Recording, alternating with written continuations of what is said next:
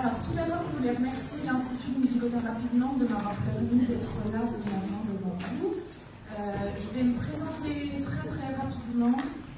Je suis musicothérapeute depuis 2008, donc j'ai été formée à Montpellier. Je suis diplômée universitaire de Montpellier en 3 ans. J'ai commencé à travailler en gériatrie à la suite de ce diplôme. Et ensuite, je suis allée suivre le master Paris Descartes, qui s'appelait encore Art Thérapie, que j'ai validé en 2013. Et à la suite, en 2018, je suis allée me former à la musicothérapie neurologique à Montpellier. J'aime bien retourner à l'école. Depuis 2013, je suis aussi formatrice dans le milieu médico-social, donc les formations aides-soignants, infirmiers, auxiliaires de puériculture, sur l'approche non-verbale et la communication non-verbale avec les patients. Voilà rapidement. Et donc je travaille à 90% de mon temps de travail en gériatrie, donc à 90% d'un équivalent temps plein. Ça va être un petit peu en mouvement, mais aujourd'hui je vais vous parler donc principalement de l'accompagnement d'une personne âgée, sans pathologie particulière, si ce n'est qu'elle a plus de 90 ans. C'est une dame qui a été admise en EHPAD par un consentement non éclairé, c'est-à-dire qu'elle s'est sentie un petit peu forcée d'accepter l'institutionnalisation en EHPAD. Il y a eu plusieurs chutes à domicile, et puis il y en a eu une où elle est restée plusieurs heures au sol, donc ses enfants ont souhaité qu'elle soit accueillie en EHPAD, mais elle avait prévenu qu'elle venait contre son gré et qu'elle ne voulait pas être là, qu'elle voulait retourner chez elle. Donc elle a été accueillie chez nous malgré ce consentement forcé en août 2017. Pour vous la faire rapide, c'est une dame qui est arrivée sur ses jambes, qui est entrée dans l'EHPAD, qui s'est assise et qui a dit « Je ne veux pas être là, donc je ne parlerai plus, je ne marcherai plus ». Elle a été fidèle à ce qu'elle souhaitait, à ce qu'elle était. Donc pendant quelques semaines, les aides-soignants, les infirmiers, le médecin ont essayé de créer un lien avec cette dame. C'était compliqué puisque elle ne souhaitait pas être là. Donc on m'a demandé à aller rencontrer cette dame. Autant dire que c'est un petit peu compliqué aussi pour moi, puisque j'ai besoin moi, de recueillir, comme tous, on a besoin de recueillir le consentement de nos patients, et du coup là, sachant qu'elle ne voulait pas être là, j'allais arriver comme une pièce supplémentaire dans le suivi qu'elle ne souhaitait pas, dans une structure dans laquelle elle ne voulait pas être. Mais bon, face à la demande du médecin, j'ai quand même accepté d'aller rencontrer cette dame. Donc, s'en est suivi une première prise de contact où, quand je suis entrée dans la chambre, elle a ouvert les yeux, elle m'a regardée, elle les a refermés.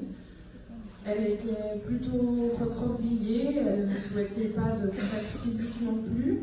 Je lui ai expliqué, du coup, face à son silence, je lui ai expliqué pourquoi j'étais là et pourquoi moi je souhaitais peut-être être là aussi auprès d'elle. Elle n'a rien dit, elle n'a pas ouvert les yeux, et à la suite je lui ai demandé si elle souhaitait que je revienne la voir. Elle a ouvert les yeux et elle a esquissé un petit que j'ai compris comme un oui, que j'ai voulu entendre comme un oui. Donc je suis revenue quelques temps après pour la rencontrer à nouveau. Alors il y a une chose importante aussi, c'est que je suis musicothérapeute en gériatrie, mais j'interviens dans 5 structures. Donc dans cet établissement, par exemple, j'interviens qu'une seule fois par semaine. Donc entre 2 rendez-vous, il peut s'écouler plusieurs semaines, parce que beaucoup de demandes et parce que peu de temps dans mon emploi du temps. Donc c'était le cas de cette dame, j'y suis retournée 1 mois après la rencontrer. Son état n'avait pas changé, elle était toujours aussi peu communicante avec le personnel, elle ne souhaitait toujours pas être en lien. Pour autant, moi, je me rappelais de son petit alors j'y suis retournée. Je lui ai fait passer plusieurs extraits sonores, musicaux de différents types, sur lesquels elle n'a pas forcément réagi.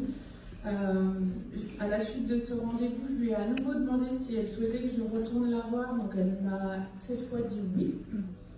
Donc je suis retournée la voir, mais j'ai aussi demandé un entretien avec ses enfants pour la connaître un peu mieux, pour essayer de recueillir des chansons, ou en tout cas d'en connaître un peu plus sur elle au niveau de son histoire sonore. entretien durant lequel les enfants m'ont dit bah, maman elle chantait pas, elle aimait pas la musique. À chaque fois que nous on chantait quand on était petits, que nous chantions quand nous étions petits, elle réagissait pas non plus. Donc je me suis dit bon ok, donc une fois de plus dans une impasse. Pour autant, elle voulait quand même que je retourne la voir. Donc voilà.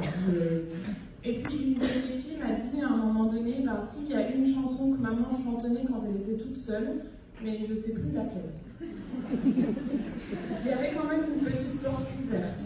Donc j'y suis allée, j'ai fait preuve de patience avec cette dame, elle a fait preuve de patience et de bienveillance avec moi. Au fil du temps, donc s'en est suivi en fait 25 séances où j'ai improvisé des choses à son chevet, où j'ai essayé d'être là pour elle, d'être au plus près de ce qu'elle acceptait en ma présence. Et au bout de la 25e séance, je lui annonce que je vais être absente la semaine d'après, parce que je partais en formation. Et donc elle me dit à bientôt. Donc à nouveau, je repars de cette séance plutôt satisfaite en me disant, bon ben voilà, elle souffrait pas, j'ai oublié de vous le préciser tout à l'heure, mais c'est une dame qui était âgée mais qui souffrait d'aucun trouble cognitif. Et si elle ne parlait pas, c'est parce qu'elle ne souhaitait pas parler, c'était vraiment sa volonté. Je pars en formation, et puis donc je pars en formation de musicothérapie neurologique au mois de juillet, et puis voilà, j'apprends tout un tas de techniques, dont une qui m'a fait penser au suivi avec cette dame, que je vais vous développer juste après. Donc j'ai pu faire 4 séances de neuromusicothérapie avec cette dame, et puis après il y a eu une chute de son état général, et du coup je l'ai accompagnée en soins palliatifs en musicothérapie réceptive.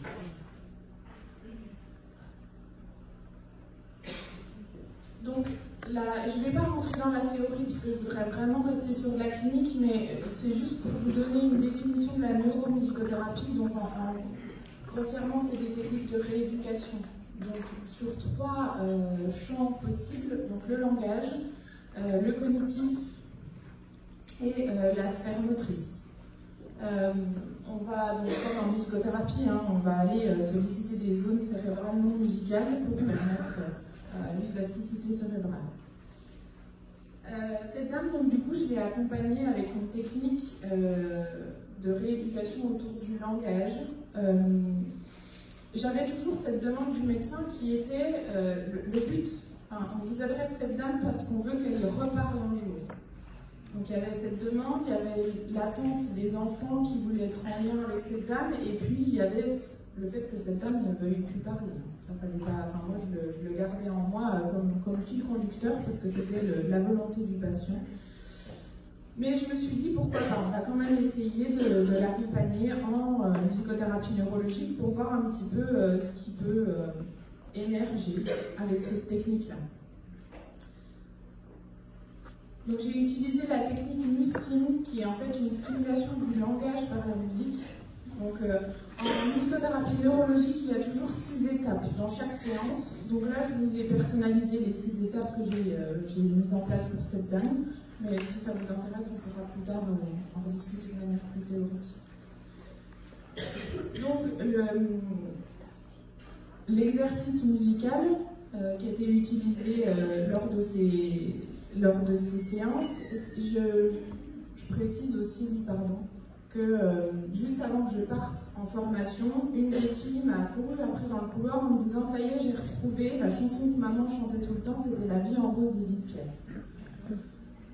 Donc voilà, j'étais pleine d'espoir, donc je reviens de formation pleine de bonne volonté, et donc du coup prête à utiliser cette chanson avec cette dame.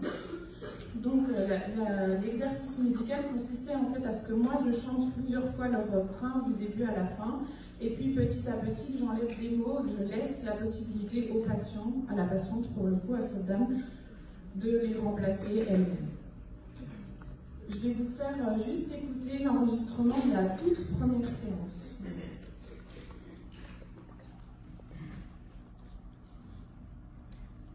Quand il apprend à danser, il parle tout soignant, il me dit des mots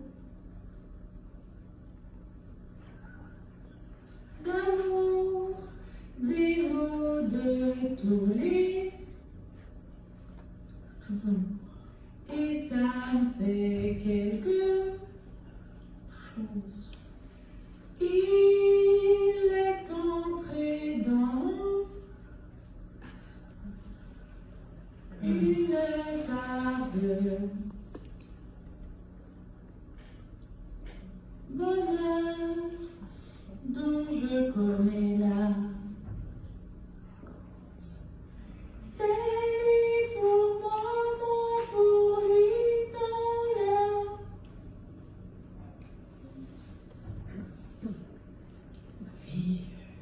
Il me l'a dit, l'a juré pour lui. Et dès que je l'aperçois, alors je sens encore mon cœur qui...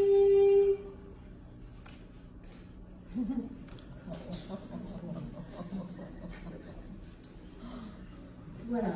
Donc là, en tant que musicothérapeute, j'avais atteint mon but. En tant que personne à part entière, j'étais dans une émotion assez particulière.